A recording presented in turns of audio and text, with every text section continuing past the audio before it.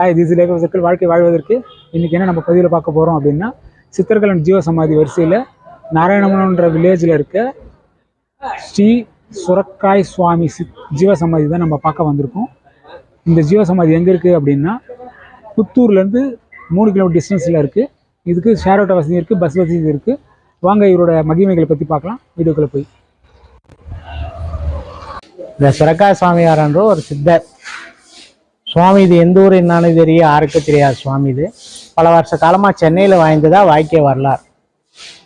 தாத்தா பல வருஷமாக சித்த வைத்தியம் பண்ணிக்கிட்டு சென்னையில் 500 வருஷ காலமாக வாழ்ந்ததா வாய்க்கே வரலாறு. அவர் வாழ்ந்த காலங்கள் இதுவரை யாருக்கு தெரியாது. சுவாமி வாழ்ந்த காலங்கள்லாம் வயசானவர் தோட்டத்திலே வாழ்ந்ததா வரலாறு. சுவாமி கிட்ட வந்தால் எந்த ஒரு செய்வினிங்க, எந்த ஒரு கஷ்டங்க, எந்த ஒரு குறையாக இருந்தாலும், காத்து கருப்பு, எந்த ஒரு இதுவாக இருந்தாலும் நல்லபடியாக நினைச்சது நடக்குதுன்னு ஒரு நம்பிக்கை.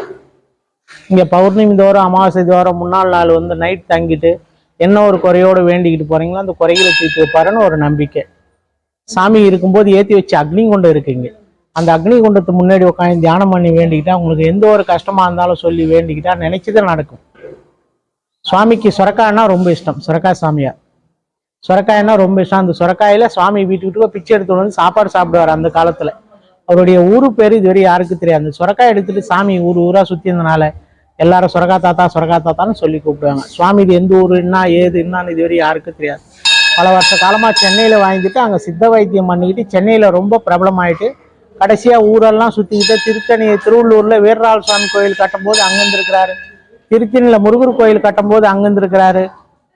அங்கே வைத்தியம் அங்கே இருந்துட்டு அங்கேருந்து திருப்பதிக்கு நடப்பாதையாக நடந்து போய் திருப்பதி போய் தரிசனம் பார்த்துட்டு வரும்போது ரேணுகுண்டா புத்தூரில் வந்து புத்தூரில் 200 வருஷ காலமாக வாழ்ந்ததா வாய்க்கே வரலாறு.